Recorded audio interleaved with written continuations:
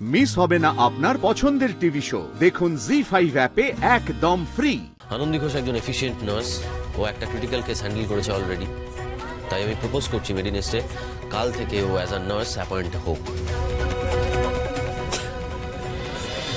ধরুন কোন একটা রোগীর সমস্যা, তার একটা সলিউশন বের করা, আর কিয়ানের ক্ষেত্রে সেই সলিউশনটাই আমরা বের করতে পেরেছি। তাই আমার মনে হয় সেই সলিউশনটার দিকেই আপনাদের ফোকাসটা রাখা উচিত। দেখুন, বিপদের সময় আমাদের অনেক বেশি শান্ত থাকা উচিত। তখন যাদের ওপর দায়িত্ব দিয়েছি তাদের ওপর ভরসা রাখা উচিত। একদমই তাই। আর আমি কৃতজ্ঞ মেডিনেস্টের কাছে, কারণ ওনারা আমার ছেলেকে আমার কাছে ফিরিয়ে দিয়েছেন। বুঝেছো এবার আসল অসুখ কোথায়? কিরকম রাগ করছিল মনে আছে? হ্যাঁ, রেগে গেলেও দেখো এখন তো সব রাগ গলে জল হয়ে গেছে। ওই দেখো এবার বাবা বক্তব্য রাখবে। আর আমিও একজনের কথা না বলে পারছি না, যার কাছে আমি চিরজীবন কৃতজ্ঞ থাকব। ডক্টর আদিদেব লাহিড়ী আর ডক্টর অনিলাভ লাহিড়ী। এনারা দুজন না থাকলে তো এই অসম্ভবকে সম্ভব করা কোনোভাবেই যেত না। দেখেছো ঠাম্মি, দেখেছো তোমার ছেলের নামে কিরকম সুখ্যাত হচ্ছে দেখো। কেন রে, তোর বরের সুখ্যাতি হচ্ছে না? আদিদেবের ব্যাপারে আলাদা করে বলার কিছুই নেই। ওর মতন একজন ডাক্তারকে পাওয়া মেডিনেস্টের জন্য ভাগ্যের ব্যাপার। আর ডক্টর অনিলাভ লাহিড়ী, ওনার ব্যাপারেই বা কি বলবো? আপনারা জানেনই যে বাচ্চাদেরকে উনি কিভাবে দেখেন। ওনার সহমর্মিতার তো কোনো তুলনাই হয় না। মা বলছি, ভালো লাগছে, কিন্তু নন্দিনী ম্যাডামের মুখে কথাগুলো একটু বেশি বেশি মনে হচ্ছে না? হ্যাঁ ঠিকই তো, ও আদির একটু বেশি বেশি গুণগান গাইছে না? নিশ্চয়ই কোনো মতলব আছে। বিনা মতলবে তো উনি কিছু করেন না, তাই না? কি ছক আঁটছে আবার কে জানে। এক্সকিউজ মি,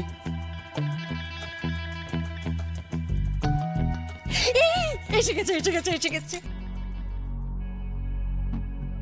হ্যাঁ, এখানে এত ভালো ভালো কথা হচ্ছে, সব ভালো হচ্ছে, কিন্তু একটা কথা না বললেই কোনো ভালোরই কোনো মানে থাকে না। বলুন না, আমরা তো সত্যিটাই জানতে এসেছি। আজকে কিয়ান সুস্থ হয়ে ওর বাবা মার কাছে বাড়ি ফিরে যাচ্ছে, এই ক্রেডিটটা শুধু আমরা অর্থাৎ ডাক্তাররা নিতে পারি না, তাহলে সেটা খুব বড় অন্যায় হবে। আসলে কিয়ানের ট্রিটমেন্ট করা যাচ্ছিল না। কিয়ান ট্রিটমেন্টটা নেওয়ার মতো জায়গা পর্যন্ত কিয়ানকে যে পৌঁছে দিয়েছে সে হলো আর কেউ নয়, আনন্দী ঘোষ। শুনলে? আমি জানতাম আমার ছেলেটা ওর বাবার মতো হয়নি। আমার ছেলে ভালোবাসার মূল্য দিতে জানে। আমরা শুধুমাত্র কিয়ানের চিকিৎসাটাই করছিলাম, তাতে করে কিয়ান সাময়িক সুস্থ হলেও পুরোপুরি কিওর বলা যায় না। আসলে কি হয়, পুরোপুরি সুস্থ করতে গেলে অসুখের যে উৎস সেটা জানাটা খুব দরকার। আর এই অসুখের উৎস পর্যন্ত আমাদের যে পৌঁছে দিয়েছে সেটা হলো, আমি একটু আগেই যার নাম বললাম, আনন্দী ঘোষ। আর ঠিক সেই কারণেই আজকে আমরা এখানে দাঁড়িয়ে জোর গলায় বলতে পারছি কিয়ান সুস্থ হয়ে ওর বাবা মার কাছে ফিরে যেতে পারবে। দেখুন, আমি এই কথাটাই বলতে চাইছিলাম যে আমরা এতদিন ধরে রোগের পেছনে দৌড়াচ্ছিলাম, কিন্তু আসল রোগটা ধরতে পারছিলাম না, যার জন্য সুস্থ হচ্ছিল না। তো মানে আমি একজনের কথা না বলে পারছি না, সেটা হচ্ছে আনন্দী, যার জন্য কিয়ান আবার একটা জীবন ফিরে পেল।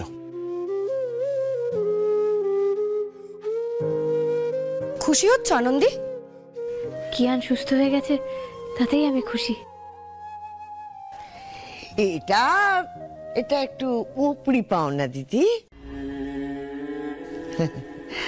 আমার নাতবউ যেটা করে, মুখে হাসি ফোটানোর জন্য করে, নাম কেনার জন্য করে না।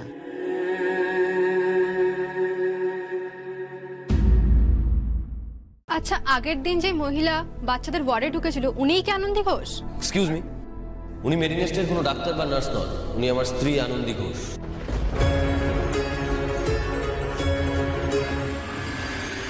না না, আমি তোমার হাতে ইনজেকশন নেব না।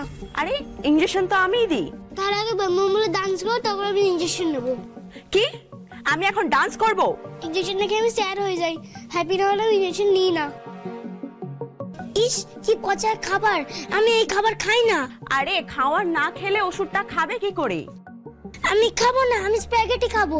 ওটা বাড়ি গিয়ে খাবে। আমি চকলেট খাবো, আমি ওষুধ খাবো না। চকলেট খাওয়া বারণ আছে। তাহলে তুমি একটা গান করো, আমি গান শুনতে শুনতে গাই। কি? আমি এখন গান গাইবো? হ্যাঁ, গান গাও। কিয়ান, এখন তোমার ওষুধ আছে, তার আগে তুমি খাওয়া ফিনিশ করো। না, আমি খাবো না। তোমার কি হলো কিয়ান? তুমি তো ঠাম্মিকে পেয়ে গেছো, সব তো ঠিক হয়ে গেছে। আনন্দী আন্টিকে এনে দাও, তাহলে আবার সব ঠিক হয়ে যাবে। কি? আনন্দী আন্টিকে ডাকে দাও, আনন্দী আন্টিকে দাও।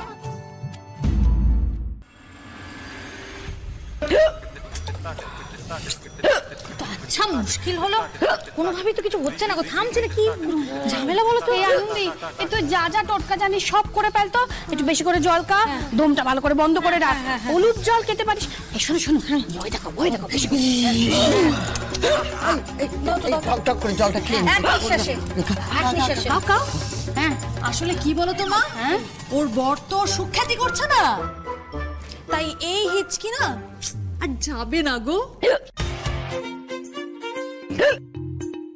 আচ্ছা কি করে থামবে? হ্যাঁ, দাদু ভাই কি শুধু ওই টিভিতেই ওর নাম নিয়েছে নাকি? দেখে দাও, মনে মনে এখনো বোধহয় বউয়ের কথাই ভাবছে। যতবার ভাবছে ততবারই।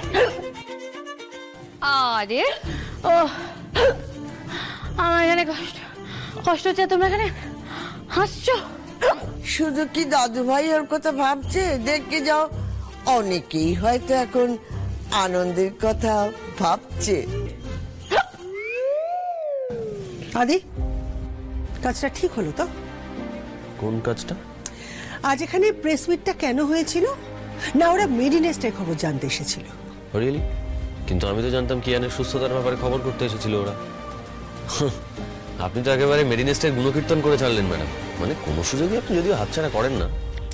সেম গোজ উইথ ইউ আদি। দেখো, আনন্দে তোমার স্ত্রী বাড়িতে ওর সাথে কি কথা বলছো, কি করছো, that is none of our business. We are not bothered at all. কিন্তু প্রেস মিটটা কেন?